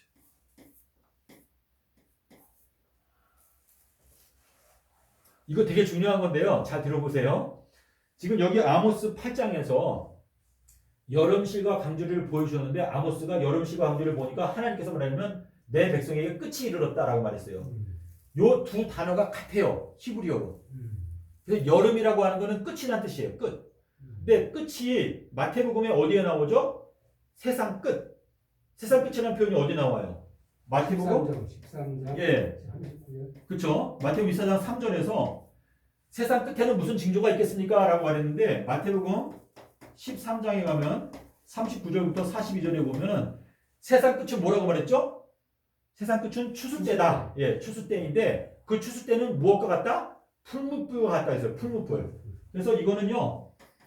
추수 그리고 세상 끝 그리고 요 풀무 이렇게 말했는데 요 풀무라고 하는 요 스트롱 사전 번호가 몇 번이냐면 2575번이에요. 근데 요 2575번이 실제로 날짜 수를 말해요. 그래서 2023년도 4월 1일부터 2030년 4월 18일까지 정확하게 2575일이거든요. 그래서 지금 요 추수라고 하는 거는요. 예레미야서 5장 24절에 가면 추수는 7년 동안 완성한다고 그랬어요. 7년 동안. 자, 우리 요셉의 경우에도 7년 동안 뭐가 왔죠? 흉년이 오고 흉년이 오고. 예, 흉년이 왔죠. 그리고 지금 느부갓네살이 몇 대 동안 짐승처럼 지냈죠? 7대. 예. 그래서 요 7대 그리고 이제 마지막 때 풀무불은 몇 배를 뜨겁게 한다고 그랬어요? 7배나 더 뜨겁게 한다. 평소보다. 그래서 이것이 다니엘서에 있는 모든 내용이 사실상 마지막 때 하나님의 심판에 대해서 설명하고 있는 것인데 요 추수 때가 세상 끝이고 그게 풀무고 그게 이제 2023년도부터 시작된다라고 하는 것인데 지금 여름실과 요거는 끝이다라고 하는 건데 2023년도부터 2030년까지 요게 바로 추수 때 풀무불 세상 끝이라고 하는 뜻이거든요. 네? 아, 네, 장모님 거기 있는 게 맞아요. 네. 무화과 나무 예수님이 저주했는데 왜 무화과가 열리잖아. 네? 무화과가 안 열려야 되는데 무화과가 열잖아. 무화과 나무는 예수님께서 그 입성하실 때 예루살렘 들어가실 때 무화과 나무 열매가 없으니까 그 무화과 나무 저주하셨는데 그 다음 날 아침에 제자들이 그 길을 가다 보니까 무화과 나무가 다 뿌리부터 말라버렸죠. 근데 그 뿌리부터 말라버렸다는 얘기는 유다서에 가면 그 악한 자들에 대해서 표현할 때 뭐라고 그랬어요? 그 악한 자들은 죽고 또 죽어 뿌리까지 뽑힌 열매가 없는 가을 나무다. 이렇게 지금 표현하고 있거든요. 그래서 지금 요 가을이라고 하는 표현이나 죽고 또 죽어. 이거는 악인들은 2번 죽어요. 죽고 또 죽어. 뿌리까지 뽑힌 열매가 없는 가을 나무다. 그래서 그거는 수술 때 열매가 없다. 네, 추수 때. 예. 그래서 지금 이 예수님께서 말씀하신 무화과 나무의 비유를 배워라. 이거를 지금 우리가 배워야 되는데요. 이거를 이스라엘의 독립으로 생각해서 풀면은요, 이게 안 풀려요. 이거를 풀려면은요, 예수님의 요나의 표적을 통해서 아, 주님께서 2023년도에 무화과 나무를 저주하시는구나. 그러면은 그 전해가 이파리가 나오고 나뭇가지가 연하여지는 때구나. 라는 걸 우리가 알 수가 있거든요. 제가 설명을 잘 했는지 모르겠는데, 요게 아니 저주했어. 무화과가 안 나와서 저주했잖아. 그렇죠. 예. 근데 왜 유대가 지금 망했잖아. 무화과 나무 열매가 연하고 말이야. 그 유대 나라가 다른 나무들요? 지금 무화과가 열잖아. 그 실물 무화과를 말하는데 무화과 나무를 비유해서 유대 나라를 심판한 거라 이 말씀입니다. 그렇죠. 사람에 대해서 말씀하신 거죠. 그럼 지금 현재 나라도 있고 전부 다 흩어져 전 세계 다 흩어져 가지고 네. 그 잔당들이 세계를 지금 용무리들이 지배하고 있잖아요. 그렇죠. 예. 그걸 빨리 하나님은 전쟁에서 예. 없애버리고 새하늘 새 땅으로 삼다삼마 땅속에서 반석이 다시 새나라 새민족을 건설하는 게 하나님의 뜻이라 이거요. 예. 그래서 지금 이제 무화과 나무가 저주되잖아요.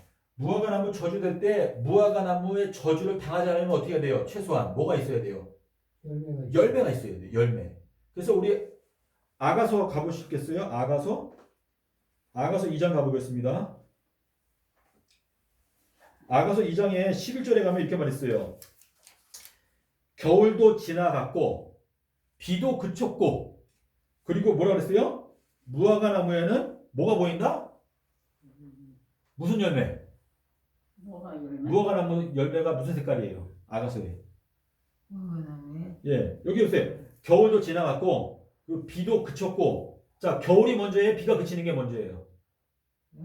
겨울이 먼저예요? 비가 그치는 게 먼저예요? 겨울이면 여기 겨울이 먼저잖아요. 겨울 먼저. 예. 자, 너희가 도망하는 게 뭐가 되지 않게 기도하라? 겨울이나 안식일이 되지 않도록 기도하라 그랬죠? 안식일이 언제예요? 내년이에요, 내년. 2022년도가 안식일이에요. 안식년. 그래서 주님께서 여기 아가서 2장에서 겨울도 지나갔고 비도 그쳤고 그 다음에 뭐라고 말해요? 무화과 나무에는 뭐가 보인다? 초록색 열매가 보인다. 이 초록색 열매가 어디 나오는가 하면 계시록 6장 11절에 가면 뭐라고 나오죠? 6째 인을 떼실 때 어떤 일이 있어요? 무화과 나무 열매, 설 익은 무화과 나무 열매. 자, 설 익었다라고 하는 표현은요, 초록색 무화과라는 뜻이에요. 초록색 무화과. 초록색 열매가 있어요. 그러니까 그 무슨 뜻인가? 초록색도 있고 예, 자두색도 있어요. 예. 그러니까 지금 자주색은 익은 거고 두 가지요, 두 가지. 주님께서 말씀하신 거 뭐냐면 2023년도가 되잖아요. 2023년도. 요때 초록색 무화과 나무는요, 일단은 용서하세요. 초록색은. 근데 이 초록색이 2030년까지 그냥 계속 초록색이잖아요. 그럼 이때는 여기 6번째 인을 뗄 때 뭐라 그랬어요? 무화과 나무가 대풍에 선가실이 떨어지는 것처럼 별들이 하늘에서 다 떨어진다 라고 말했거든요. 그거는 요 7년의 기간 동안에 초록색 무화과 나무가 익을 수 있는 기회를 주시는 건데 7년이 지나가도록 익지 않게 되면은 계시록 6장에서 말한 대로 6번째 인을 뗄 때 무화과 나무 선과 실이 떨어진다 이렇게 말씀하셨거든요. 그래서 2023년도 이전에 뭐예요? 2022년도에 침례 요한이 뭐라고 말했냐면 너희들이 회개에 합당한 뭘 맺어라? 열매를 맺어라. 자, 침례 요한이 전파했던 게 뭐예요? 임박한 진노. 침례 요한이 2022년도에 임박한 진노를 증거하고 2023년도 주님께서 공생에 시작할 때 뭐라고 하냐면 너희들은 이미 진노 아래 있다고 그랬어요. 이미 진노 아래. 도끼가 예, 요한복음 3장에 나오거든요. 도끼가 예, 그 여기서는 도끼가 나무뿌리에 놓였으니까 너희가 회개하지 아니하면 빨리 도망쳐라. 임박한 진노에서 도망쳐라. 라고 말씀하시다가 공생에 시작하시는 첫 번째 해에 요한복음 3장에서 아들의 말을 믿지 아니하는 자는 이미 진노 아래 있다. 라고 말씀하셨고. 시편 2편에도 있잖아요. 예.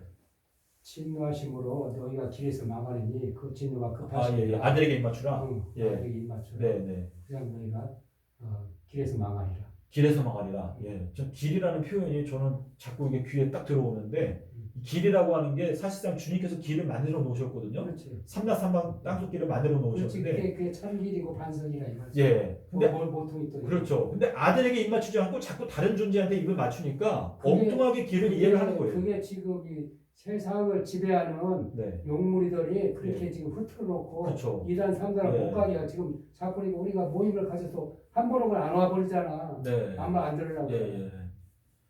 그래서 이사야서 27장 1절에 보면 뱀 미워야다는 꼬불꼬불하다 했어요. 꼬불꼬불. 이 길이 꼬불꼬불하면 우리가 똑바로 갈 수가 없거든요. 근데 주님께서는 우리한테 너희들이 길을 곧게 하라. 주님께서 우리의 길이기 때문에 예수 그리스도께 우리가 집착해가지고 예수님을 따라가야 된다.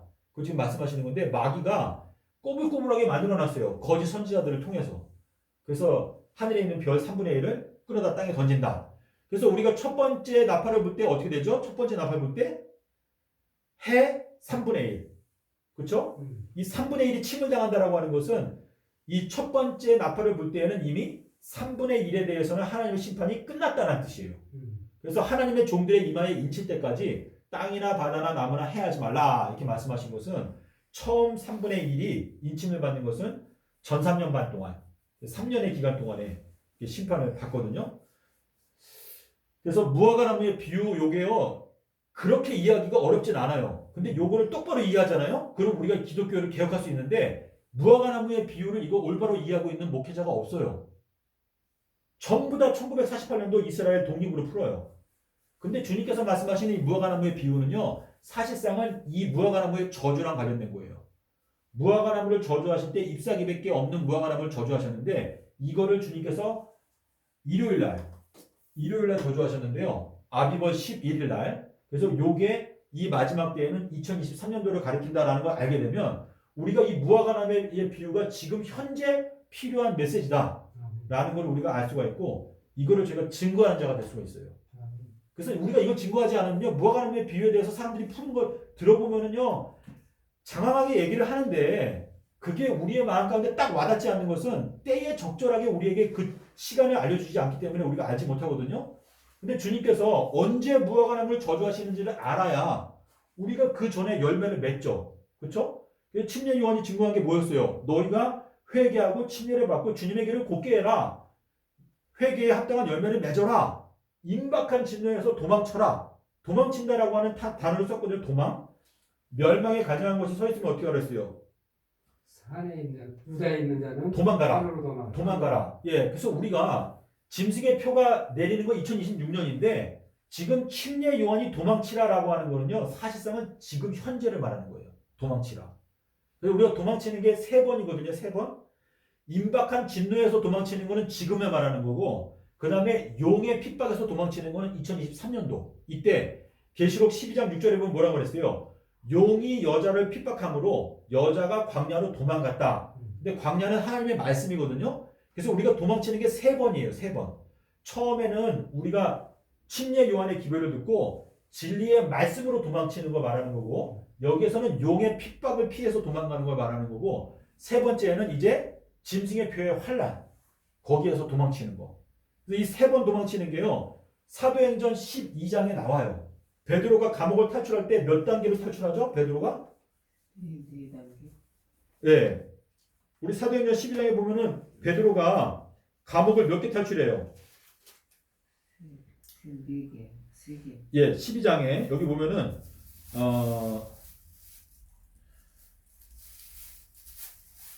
10절에 12장 10절에 보면은 어떤 사자가 와가지고 베드로의 어디를 두드리죠? 옆구리가 왜 중요하죠, 집사님? 예수님의 옆구리 집에서 물과 피를 흘리셨어요. 아멘. 자, 방주에 어디에다 문을 내라고 했어요? 방주 어디에다가? 옆 방주 옆구리에다가 문을 내라고 그랬죠.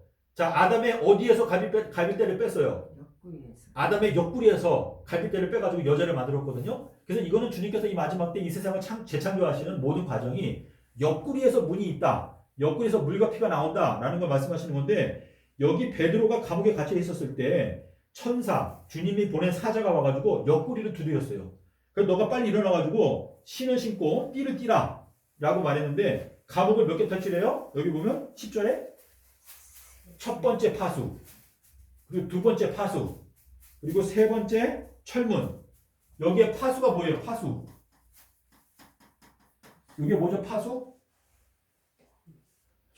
이경. 네. 장모님, 뭐예요? 파수? 예. 우리 유승현 권사님, 그 파수가 뭐예요? 첫 번째 파수, 두 번째 파수. 이게 원어를 보면 경이에요, 경. 1경, 2경, 3경, 4경 할 때 경이거든요. 이게 어느 경점에 올 줄을 알았더라면 너희가 깨어 있어서 도적이 구멍 뚫는 걸 하지 못하겠을 거라고 말했는데, 지금 여기에서 말하는 이거 뭐냐면 첫 번째 1경을 통과하고, 그리고 두 번째 2경을 통과하고, 세 번째는 뭐예요? 철문이라고 해요. 철문. 철문은 42달 동안의 대환란을 말하는 거예요. 주님께서 오시는 때는 언제예요? 4경. 4경의 새벽에 주님께서 물 위로 걸어서 오세요. 그래서 물 위로 걸어와서 제자들이 타고 있는 배에 타게 되면 어떻게 돼요? 그들이 원하는 곳에 곧 이르렀더라 라고 표현하고 있거든요. 주님의 재림이라는 거는 우리가 지금 감옥을 탈출하는 건데, 1경, 2경, 3경, 4경. 근데 1경은 뭐냐? 1경을 지키는 파수꾼은 누구예요? 엘리야. 2경을 지키는 파수꾼은 누구죠? 두 증인. 그래서 우리가 파수꾼의 그 지도를 받아가지고 감옥을 통과해야 되는데, 그 파수꾼의 말을 듣지 않으면 그냥 감옥에 갇혀 있는 거예요. 그래서 누가복음에도 보면 목동들이 밤에 양떼들을 파수했다라고 나오거든요. 그래서 우리가 이걸 보게 되면 우리가 1경, 2경, 3경, 4경을 다 통과해가지고 끝까지 인내하는 자는 승리하게 된다. 이렇게 말씀하셨는데, 제가 너무 행설수설해가지고 잘 이해가 안 가실 것 같기도 하네요. 그다음에 3개월 동안 14만 4천이에요. 분명히. 3경은 이제 42달 대환란인데, 그때는 이제 흰무리들이 많이 나오죠. 네.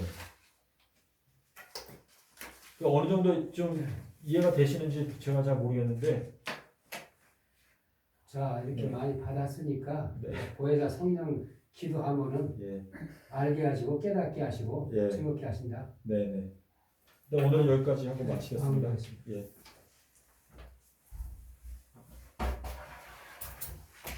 춘대, 예, 춘대 말씀이 뜨거워져서 좀 녹아졌습니까? 싫어가지고 정신이 말씀이 뜨거워졌어요? 말씀 전하시는 분은 뜨거워지셨겠지. 저는 그러나 우리 이것만은 분명히 알고 가야 돼.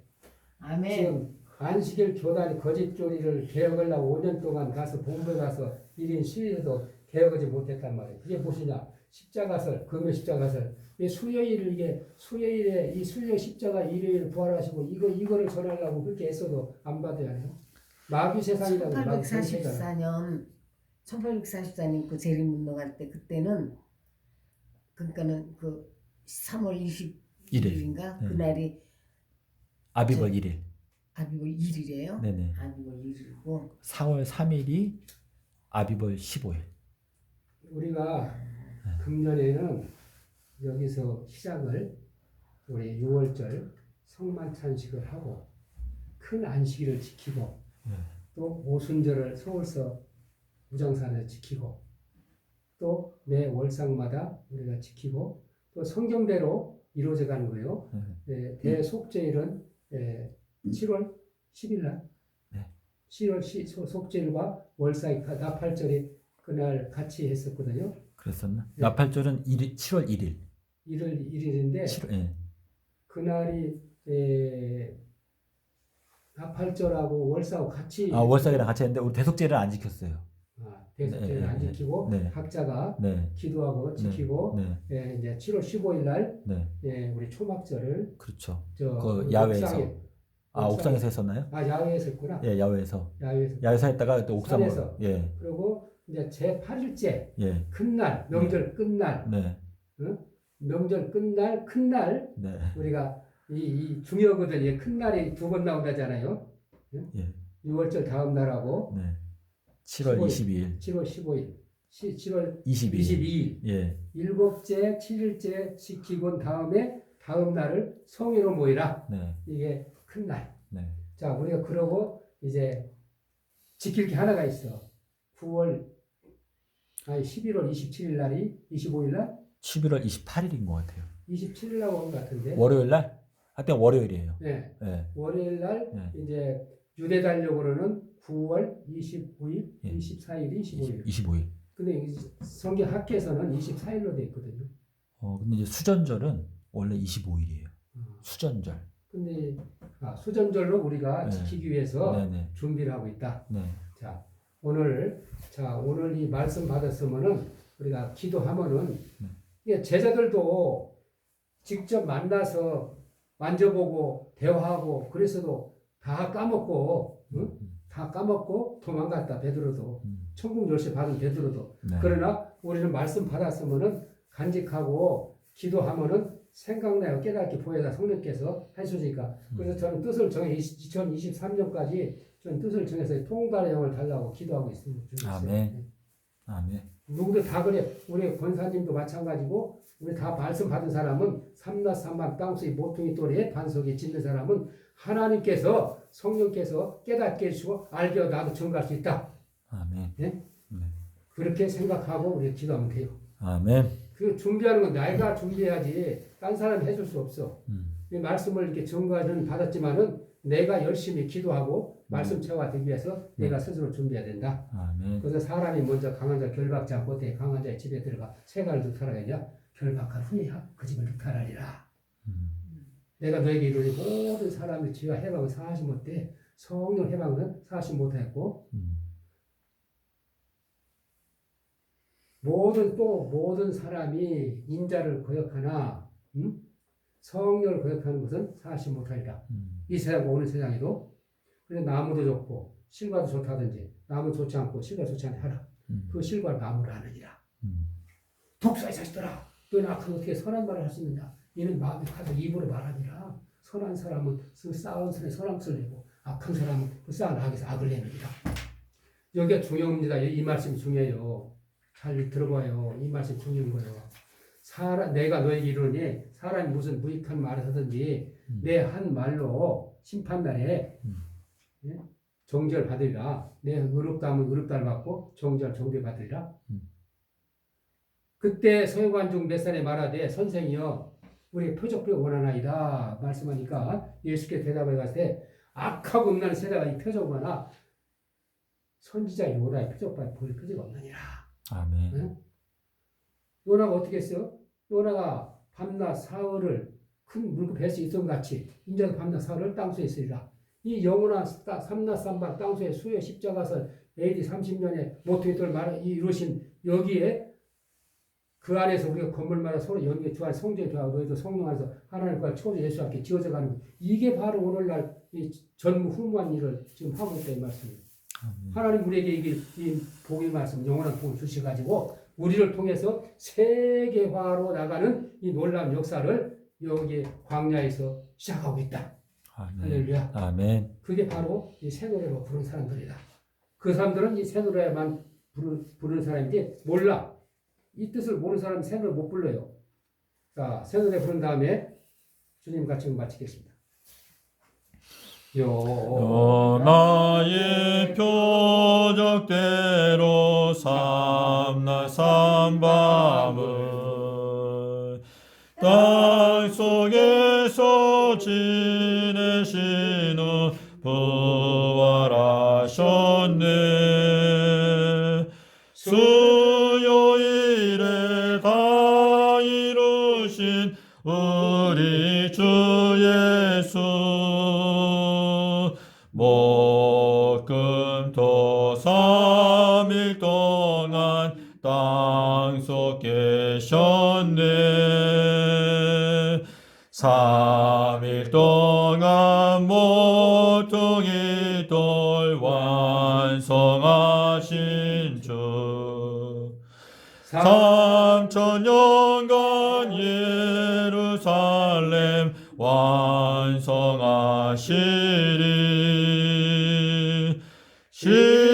십자가에 죽으셨던 서기 30년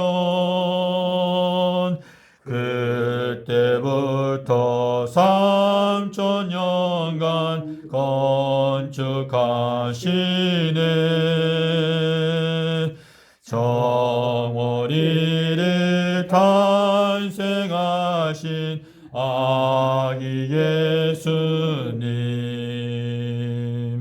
맏아들로 이 세상에 태어나셨네.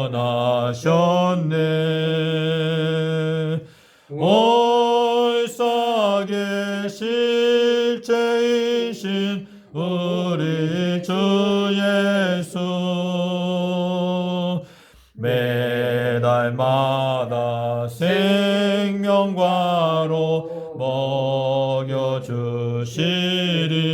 먹여주시리. 지혜의 왕 솔로몬이 알려준 대로 남편께서 보름날에 돌아오시리. 서기 1030년도 보름날 큰날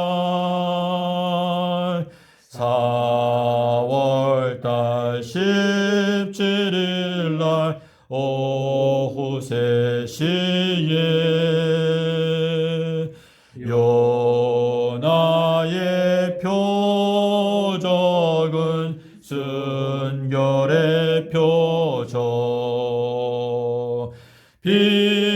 비둘기의 순결함을 나타내는 표 삼낮 삼밤 땅속에서 지내신 주님 근안식일 깨닫고서 순결케 되리. 나를 위해 생명 바친 목자의 세일 그 큰 사랑 잠시라도 잊지 말지라. 샬롬 할렐루야. 우리 주님 같은 기도로 마치겠습니다. 하늘에 계신 우리 아버지시여 이름이 거룩히 여김을 받으시오며 나라의 임하옵시며 뜻이 하늘에서 이루어진 것 같이 땅에서도 이루어지이다. 오늘날 우리에게 일용할 양식을 주옵시고 우리가 우리에게 죄 지은 자를 사하여 준 것 같이 우리의 죄를 사하여 주옵시고 우리를 시험에 들게 하지 마옵시며 다만 악에서 구하옵소서. 나라와 권세와 영광이 아버지께 영원히 있사옵나이다.